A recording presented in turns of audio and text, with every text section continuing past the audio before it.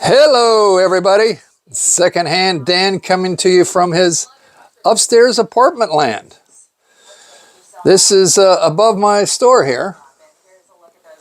And the reason I'm upstairs is because it's too hot downstairs. I'm still working on the AC situation where I'm trying to enclose the shop room.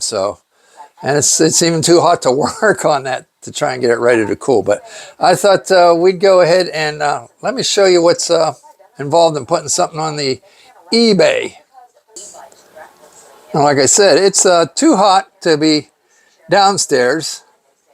Sunny day, humid day. Downstairs in the building, that's my neighbor's car lot. But downstairs it's like 86 degrees and very humid. So upstairs here in the apartment, I've got no problem with chilling it as needed. Right now the air conditioner is off. It's probably about 75 degrees. Well, let's take a look at the thermostat. Oh, I called it. 74 degrees. Okay. All right. Well, we're going to learn how to put something on eBay. I'm sure a lot of you already know or already have your way of doing things, but I thought I'd clue you in on how I do it. I've been on eBay for, I think, like 22 years. If you want to check me out, it's Auction Boss. All lowercase, one word, AUCTIONBOSS on the eBay. Now, putting something on eBay, you want to be smart about it. I've noticed a lot of people would just go ahead and chuck something on eBay. They don't do what I say is a necessary research. So a lot of people are putting lame ducks on eBay. I mean, like, if I was to say, oh, let me put this on eBay and just start taking pictures of it and go to the category to sell it and posting it and thinking what I want for it, and then find out nobody has any interest in it. If I've done my research, if you do your research, you'll know what people have an interest in. Past experience is also a good indicator of what something is worth. For example, here I have these Star Wars figures. I've sold these a couple years ago in the past, and I got another batch of them. And I've already sold some kind of Admiral, whatever one that says it's a trap, I forget what his name is, and a couple of weapons and tools. And it did $92 for one figure with a couple of little plastic weapons with it. And then I sold an R2-D2 and I think it was a DW5R, something like that, a similar looking droid robot. I paired those two together and they brought $42. Now you could say, oh yeah, Star Wars, let me grab some Star Wars and put it on eBay.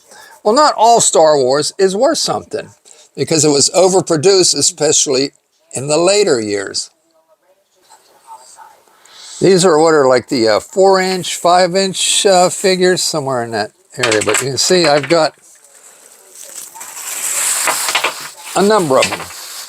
I've had a number of them in the past, and they did good to me. So I don't have to do a hardcore research on something like this because I know they're going to sell. But sometimes, you know, selling just one like this guy, he looks kind of blasé, not very interesting. You could put him on by himself and you might find you only get $5 for it. But maybe if you group him with another one and maybe go for the trifecta, because it could be this one that they're after and they'll be willing to pay more for this one because these guys are also included. But now, if I do a close-up on this guy here, I think it's Boba Fett. You can see it says 1979 on the back of his leg. So that tells you, that's only like 2 years after the original Star Wars movie, which came out in 1977. So you know it's quite vintage, as opposed to something that says, you know, 95 or 2005. You know, you really would have to check to make sure it's worth doing on something like that. So And the other school of thought is these, I don't know what they're worth. Now I know that Starrett is a good make in machinist tools, but not every Starrett tool is good money. Some Starrett tools are $5, some Starrett tools can be $100. What we have here is a tap tool. So for, it says right on the end of the box here, it's a 93A. So with this information, tap wrench, 93A, you can Google that, or you can take pictures or a combination of both and Google it. So after Googling this with an image, the picture, I've found it, and it retails for like $56 on some sites.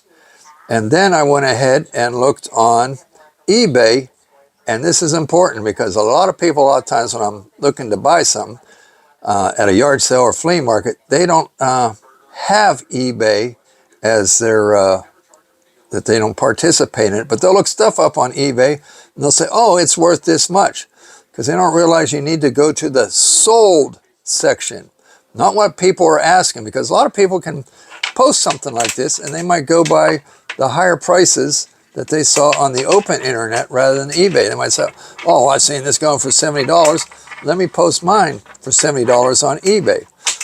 And that's basically, a lot of people just do that and they're not being realistic. You have to go and see what they're actually sold for. And when I looked on eBay, what these things are selling for is anywhere like maybe $30 to $40 on average. So that's what I would expect. So I might just put a $35 starting bid on something like this in hopes that not only would somebody start it there, but they would take it beyond that. And you could go to 45 or possibly 50. That's happened to me on occasion. So, but you want to list it at the price that you're willing to let it go. So that's largely what I do. I also try and maybe undersell some of the other people. If they're selling all theirs for 40, that's why I would list mine for 35, because I want mine to be the first one they turn to. There's a difference also as to whether or not you have the box, and also the condition, whether there's surface rust on it. And like I say, we're dealing with a name brand here too. This isn't just tap wrench, but in this particular case, it's a Starrett. So you might find tap wrenches on there, and a lot of the people at the yard sales will say, well, I looked up tap wrench, and this is what they're selling for. And they might have looked at the Cadillac of tap wrenches and say, oh, they're selling for $90. Well, this ain't a Snap-on, it's a Starrett. Starrett's pretty darn good, but you got to be realistic and make sure you check the values on what's sold. Now, some people might have that worth point. That's a website specifically designed for you to look items up to see what they're worth. Well, Worth Point is just doing the legwork for you. They're actually also doing the same thing I'm doing by going to eBay and seeing what things is actually sold for. They're going to the open internet and seeing what things sold for on various websites, and then they record that and put it in their site. So I'm not going to pay the subscription price for something that I can get done in just a couple of minutes myself. Now, maybe if the subscription was dirt cheap, you know, $20 for a year, I'd be into it, but I'm not going to pay $100 a year for something like Worth Point. But if you got Worth Point, make some comments. Tell me why you think it's really going with Worth Point. Okay, I've gone ahead and got my tablet out so we can actually do a live search here. Go to eBay, and I'll type in, or actually I like to just speak it, Boba Fett action figure.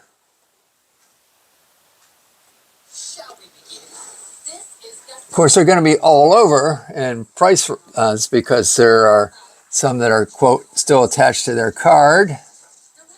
And there are some of different sizes or different years.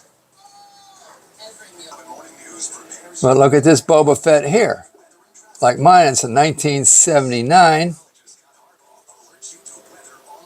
It's pretty much a dead ringer for mine, and they're asking $40. But what did they sell for?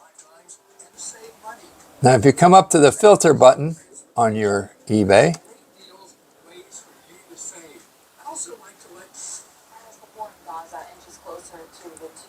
you gotta scroll down. I'm not used to doing this on my tablet. I'm used to doing it on the computer. I usually bounce back and forth between the my cell phone and my computer when I'm downstairs. Now we're going to look for completed items. So I don't know why eBay, they put it so far down under such trivial stuff to get the completed items, like age level, convention event, material, color, movie, signed, authorized. Finally, there's completed items right there. To me, you know, if eBay would ask me, I'm like, that should be like in the top 10 choices. So we clicked on completed. Go ahead and close this. And now you can see the green, which means that's what they've actually sold for, these items. Now this one's still black, so not very sensitive, this tablet. So if it's black, it hasn't sold yet. There's some weaponry that sold for $224. Like I said, I sold a, what was it, Admiral Akbach or whatever, and some weaponry. Mine was different than that, so probably depends on which weaponry you have, but I figured for $92, and for what I had into this thing, it wasn't nothing but money made. So now down here, there's a Star Wars Force Link Boba Fett. That kind of looks like mine, but he's only $3 sold, and he's carrying some weapons. So it makes me wonder, is he the same as mine? Could it be? We'll click on it, see original listing. Get down to the description. Sometimes people are lacking in description. They'll just say nice item. And that's, it just says no damage is their idea of description. So we go back.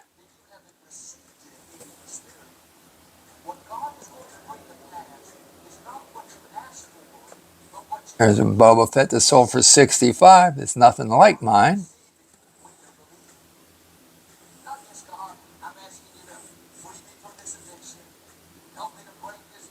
That's one reason I like to group them together, because one might fizzle out if you don't have the exact right one.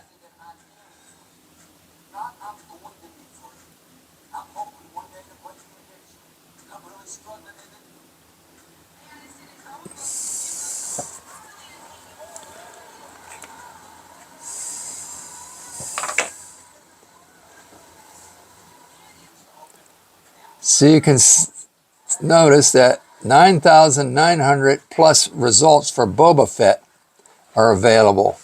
So the idea would maybe to narrow it down would be to change it to maybe put a 5 in here.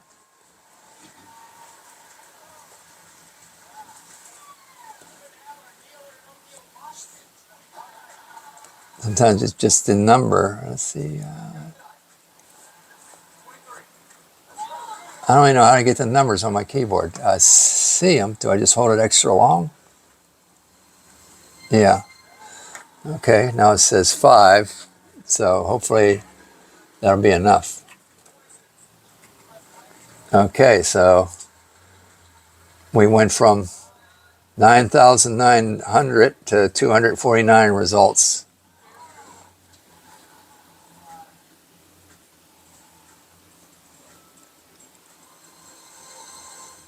And that kind of looks like my Boba Fett.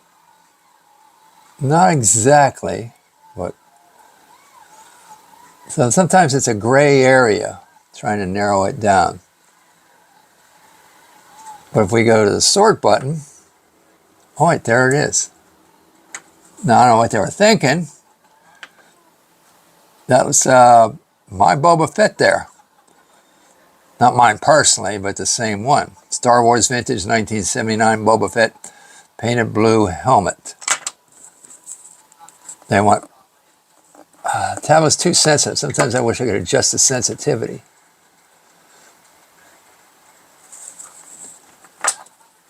Now, some people are just wishful thinking, or maybe this person got some bad information there. Maybe there is a Boba Fett that's worth that kind of money, and they think that theirs is worth the same, but because they didn't do enough studying and research. What's the difference between yours and that one?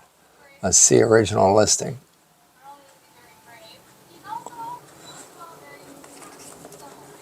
Okay, I guess they're excited because their helmet's blue.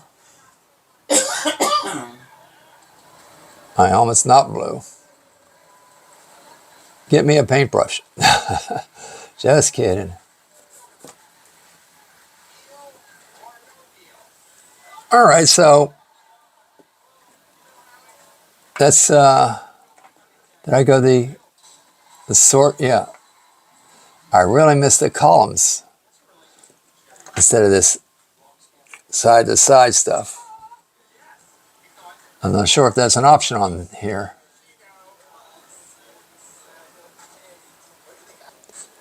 Well, the bottom line is I don't know exactly where my Boba Fett is going to fall in the value range. So that's definitely why you want to do an auction on it. Because some people say, maybe I can get $10 for it. It turns out later, maybe it was worth 100. So I'm just going to post him and this guy. He's a stormtrooper. I think he's in the Winter Hoth uniform. I am not a Star Wars authority. After the first 3 movies, I was not that interested in them. I have seen a couple of the other movies, but okay, I added 1979 to my search parameter. That's the search, and that's starting to look pretty much like mine.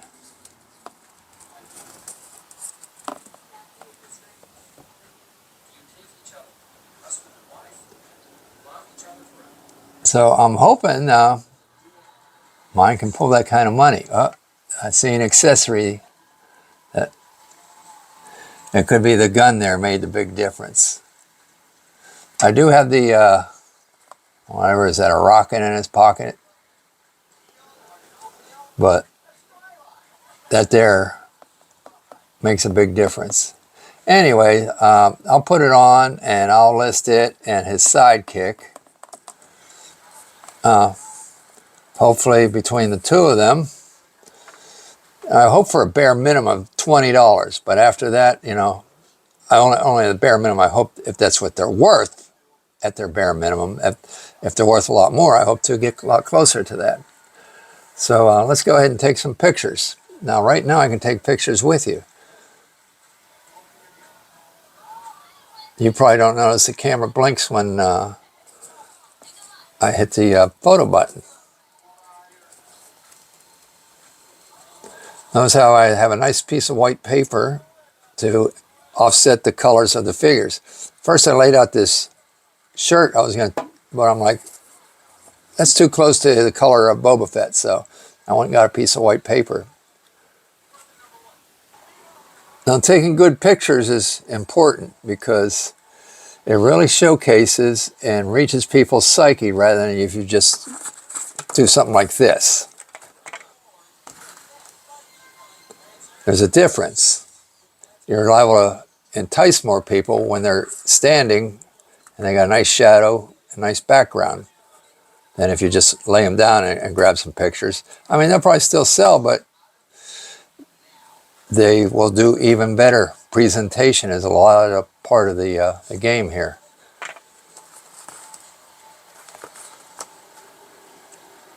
So right now I'm going to take a picture of the backside.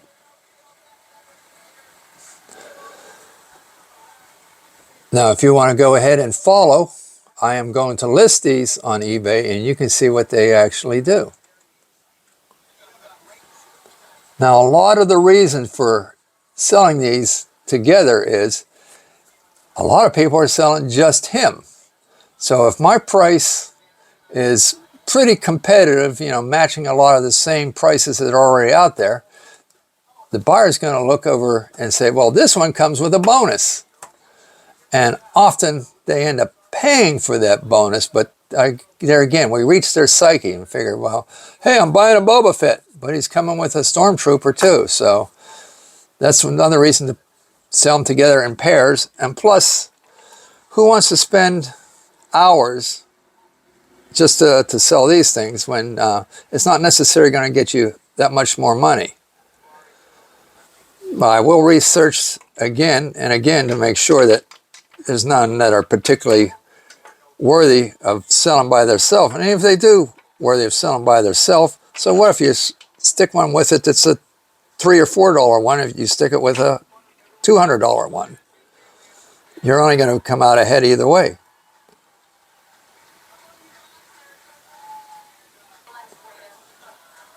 Now, I am guilty when I list these on eBay of using the AI description a lot of times because it saves an awful lot of work, saves a good amount of research, but it's best to always read through it once you use it to make sure it doesn't say something about your item that's not true.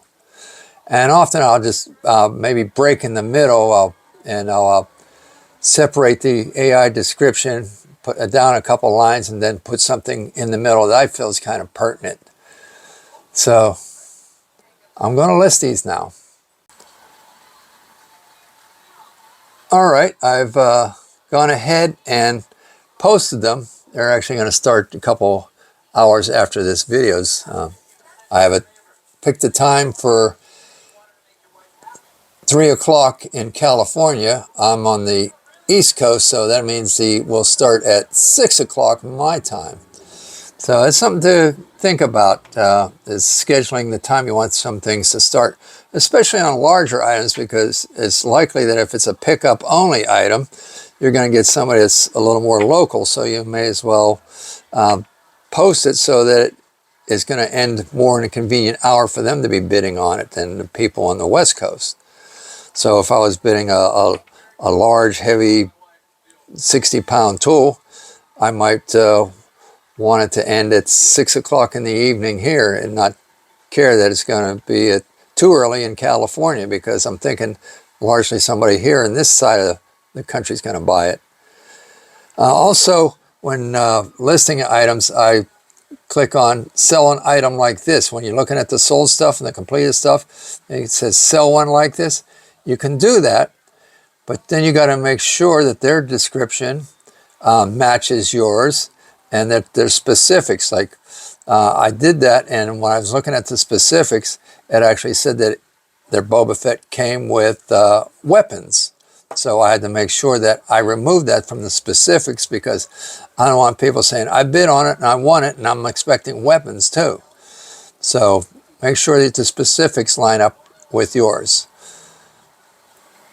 Well, I want to thank you all for being patient and hanging out with me while I listed these. Like I said, if you want to watch again, this is Secondhand Dan. Check out my other videos, like and subscribe. And if you want to see these guys on eBay, you're looking for Auction Boss. All right, gang. Take care. Bye.